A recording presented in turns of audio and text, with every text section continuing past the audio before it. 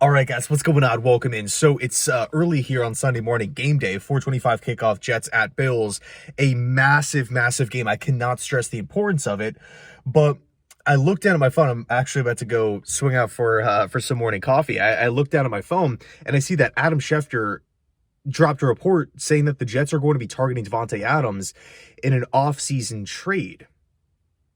Now, on one hand, I'm like, okay, like, hell yeah, this is awesome. I love Davante Adams, one of arguably the best wide receiver in the entire National Football League. Everybody knows the Jets really, really need help at wide receiver on offense. We need more playmakers.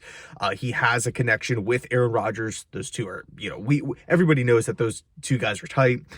If Hackett's still here, I'm sure he will still be here, but, you could also use that as well, right? Stack that, point on top of everything that Adams has a connection with Nathaniel Hackett playing within this offense and having, a lot of success in it. So nobody is disputing, right, Davante Adams. If the Jets were to pull, the second I get that notification this offseason, I am going to lose my mind in a good way here, right? Davante Adams is an absolute beast. And thinking about him in the green and white is almost mind-blowing to think about. But my question here is that this is next off season. What about this season?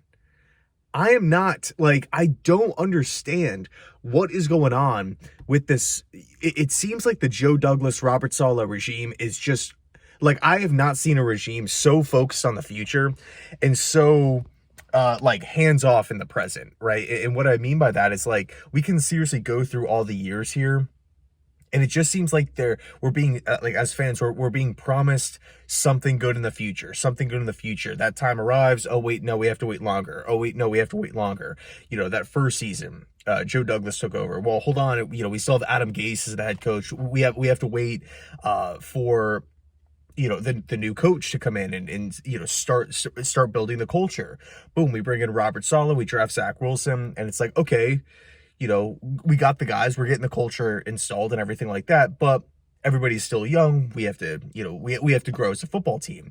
According to Robert Saleh, I believe his exact words were, when him and Joe Douglas took over, they had like a roster of like an expansion team, which pissed me off. That's probably one of my, I absolutely hated those comments. But that was kind of being sold, after year one, and it's totally understandable, right? Rookie head coach, rookie OC, rookie quarterback here. Time needs to pass. Year two rolls around. Okay, well now, Mike LaFleur is actually, the Jets are saying, oh, Mike LaFleur is like horrible. He couldn't get along with Zach. That's the reason why the offense wasn't really all that great. We had the quarterback controversy, Zach Wilson, Mike White. Once we get that ironed out, we'll be okay. We had a bunch of injuries. We'll wait until next season. Next season is this season. And it's like, okay, well, we just have to wait till Rodgers gets back, and, we'll target Davante Adams in the offseason and stuff like that. So it's like, at what point do the Jets put it together in season? And I understand that Rodgers unfortunately went down 4 plays in, but, tons of Jets fans have said this. I am not giving Robert Saleh and Joe Douglas just a 17-game pass because Aaron Rodgers gets hurt. I'm not doing that. I'm sorry, I'm not doing it. This is the National Football League. Guys are getting paid millions of dollars. We have an elite defense. We have a really good special teams unit. The fact that we are, struggling in games, losing games because our one side of the football is so bad is just, it just makes me sick. Now, granted, we can turn that all around today. A win in Buffalo, huge. Awesome. We're back to 500. The season is, I don't want to use the term, we're in control of our own destiny or anything like that. But, the season is within the Jets' grasp here. All we have to do is go out and reach it. Can we execute? Can we get better in the red zone? Get better on third down? It's kind of, if you're not a Jet fan listening to this video, you could be laughing, right? Listening, understanding that the Jets, we can't protect the quarterback, we can't throw the ball, we can't run the ball, can't do anything on third downs, red zone, play calling, system, drama, injuries. It just seems like there's one thing after another with this offense. Penalties is another big one. but it's just the truth, right? It's just the truth. So yeah, I would absolutely love Davante Adams. That would be so cool, so sick to wake up and see the New York Jets are trading, acquiring, Pro Bowl, all pro player Davante Adams in a trade with the Raiders. But it's like, I am focused on this season. I am not just punting the season away. Oh, well, we're, 4-5. It is what it is. No Rodgers. Wait till next year. Again, right? We're having to wait until the following season. I mean, this is what? Year 3 for Saleh. Year 4 for Joe Douglas, right? Because he came in with Adam Gase. A lot of draft picks, a lot of free agent signings. This team that we're seeing right now is 100% their team. 100% their team. So they have to take the good, like the Garrett Wilsons, the Breece Halls, the Sauce Gardners, the Michael Carters of the world, with the bad, right? And the bad right now is just seeing overpaid for some players. We're seeing guys not necessarily regress, but just, guys that are up there in age that maybe aren't really producing the way that they were expected to.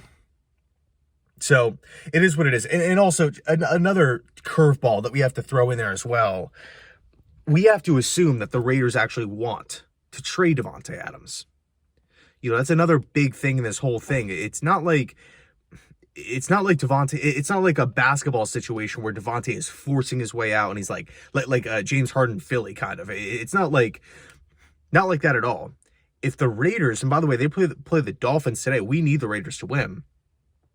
If the Raiders keep winning football games under Antonio Pierce, I mean, we're seeing what that locker room is looking like. They are playing well. They're playing hard for Antonio, and I love watching the Raiders. Obviously not last week, but I love watching this team. They play hard, they're aggressive, they play fast. They're not perfect.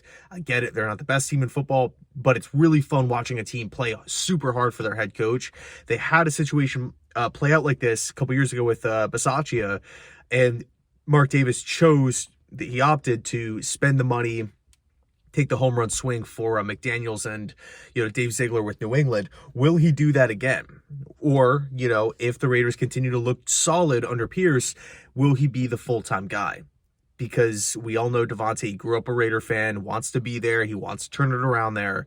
But at the same time, he also doesn't want to just be like a non-factor within the offense, getting 3 to 4 looks a game. So that's another big curveball, big wrench into, the machine here. Will the Raiders want to trade him? How much will the Raiders ask for? Because if Davante Adams gets put up, right, I don't want to say put up on the trade block, but if he's available, it's not like the Jets are going to be the only team calling. So we'll see how it plays out. Anyway, let me know your thoughts down below in the comment section. Hopefully the Jets freaking get that win today where it's monumental. And as always, go Jets.